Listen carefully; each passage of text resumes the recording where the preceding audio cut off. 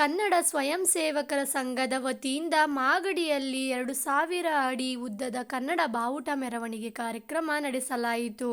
ಅದರಲ್ಲಿ ಮಾತನಾಡಿದ ಜನಪ್ರಿಯ ಶಾಸಕರಾದ ಎಚ್. ಬಾಲಕೃಷ್ಣರವರು ಕಾರ್ಯಕ್ರಮದಲ್ಲಿ ಭಾಗವಹಿಸಿ ಮಾತನಾಡಿದ ಅವರು, ಡಾಕ್ಟರ್ ಚಂದ್ರಶೇಖರ ಕಂಬಾರ ಅವರು ಮಾಗಡಿಗೆ ಬಂದಿರುವುದು ನಮ್ಮ ಪುಣ್ಯ. ಅವರ ಹೆಸರನ್ನು ಒಂದು ರಸ್ತೆಗೆ ಇಡಬೇಕು ಎಂದು ತಿಳಿಸಿದರು. ಅದರಲ್ಲಿ ಭಾಗಿಯಾಗಿದ್ದ ಪುರಸಭೆ ಅಧ್ಯಕ್ಷರಾದ ರಮ್ಯಾ ನರಸಿಂಹಮೂರ್ತಿ ಮತ್ತು ಪದ್ಮನಾಮ ಮತ್ತು ತಹಶೀಲ್ದಾರ್ ಶರತ್ ಕುಮಾರ್, ಮಾಗಡಿ ತಾಲೂಕು ಸರ್ಕಾರಿ ನೌಕರರ ಸಂಘದ ಅಧ್ಯಕ್ಷರಾದ BN ಜಯರಾಮು ಮತ್ತು ವಿದ್ಯಾರ್ಥಿ ಮಿತ್ರ ರವಿ, ಕಿರಣ್ ಮತ್ತು ಸಂಜಯ್ ಇನ್ನು ಮುಂತಾದವರು ಉಪಸ್ಥಿತರಿದ್ದರು.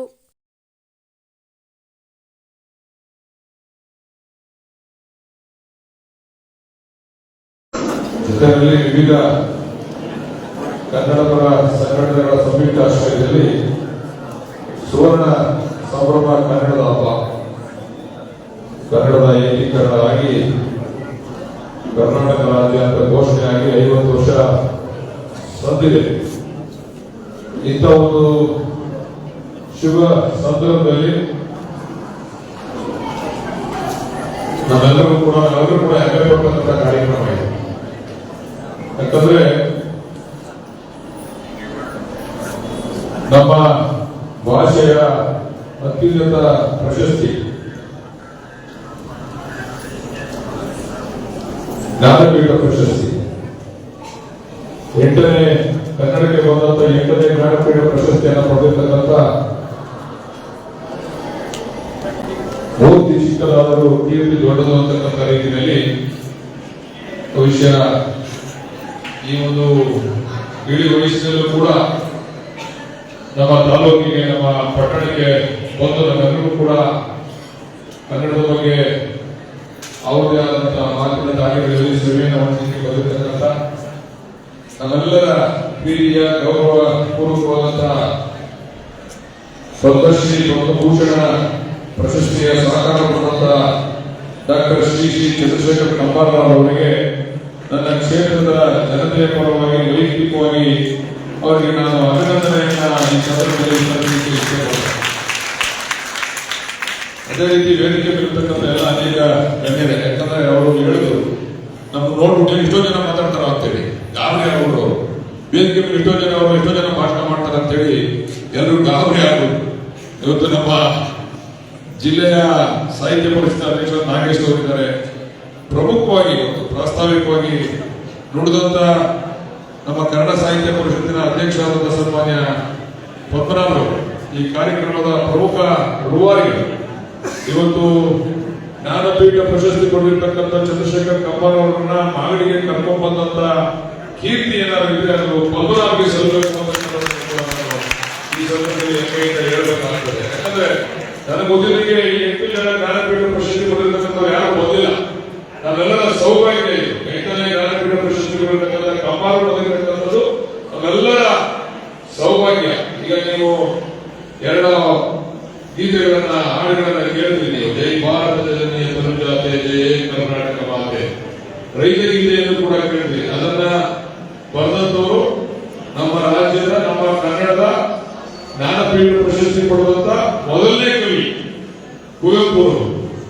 ನಮ್ಮ ಭಾಷೆಯ ಹಿರಿಮೆಯನ್ನ ಅತಿ ಎತ್ತರಕ್ಕೆ ಕೊಟ್ಟದಂತ ಕುವೆಂಪು ಕೂಡ ಈ ಸಂದರ್ಭದಲ್ಲಿ ನಾವು ಸ್ಮರಿಸಬೇಕಾದ್ರೆ 2 ಆ ಕವಿತೆಗಳನ್ನ ತಾವೆಲ್ಲ ಕೇಳಿದ್ರಿ ಈಗಾಗಲೇ. ಅದು ನಮ್ಮ ನಾಡಗೀತೆಯಾಗಿ ಅವರು ಬರೆದಂತಹ ಕವಿತೆ ನಾಡಗೀತೆಯಾಗಿ ಇರ್ತಕ್ಕಂಥದ್ದು ಕೂಡ ಒಂದು ಹೆಮ್ಮೆ ಇರ್ತಕ್ಕಂಥದ್ದು ಹೇಳ್ತಾ, ಇನ್ನೊಂದು ವಿಶೇಷ ಏನು ಅಂತಂದ್ರೆ ಬಹುಶಃ ಅಖಿಲ ಭಾರತ ಕನ್ನಡ ಸಾಹಿತ್ಯ ಪರಿಷತ್ತಿನ ಮೊದಲನೇ ಅಧ್ಯಕ್ಷರು ಕೂಡ ನಮ್ಮ ತಾಲೂಕು ಅವರು ಹೆಬ್ಬಣ್ಣ ನಂಜುಂಡಯ್ಯನವರು.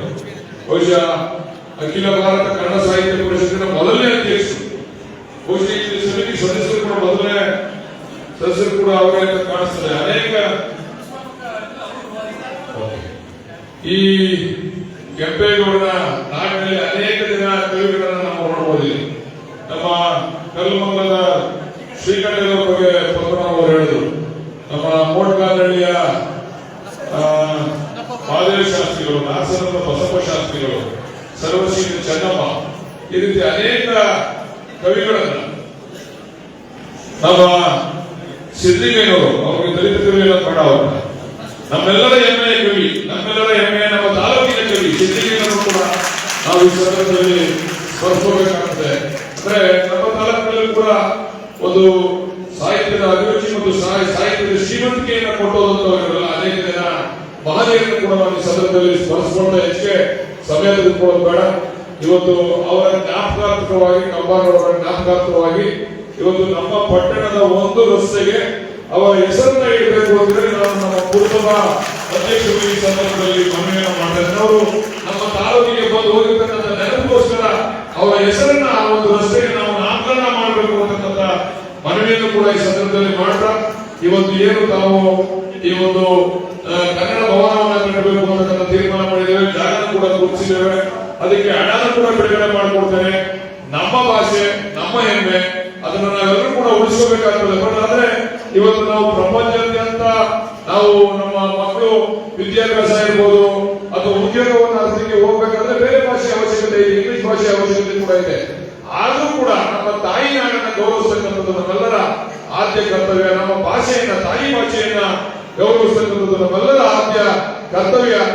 ಈ ಭಾಷೆಗೆ ಶ್ರೀಮಂತಿಕೆಯನ್ನ, ಗೌರವವನ್ನು ತಂದುಕೊಂಡವರು ಸನ್ಮಾನ್ಯ ಕಂಬಾರರು ಅಂತಕ್ಕಂಥದ್ದನ್ನು ಕೂಡ ನಾವು ಹೆಮ್ಮೆಯಿಂದ ಈ ಸಂದರ್ಭದಲ್ಲಿ ಹೇಳಬೇಕಾಗ್ತದೆ ಅಂತಕ್ಕಂಥ ಮಾತನ್ನ ಹೇಳಿ ಹೆಚ್ಚು ಅವರಿಗೆ ನಾವು ತೊಂದರೆ ಕೊಡೋದು ಬೇಡ.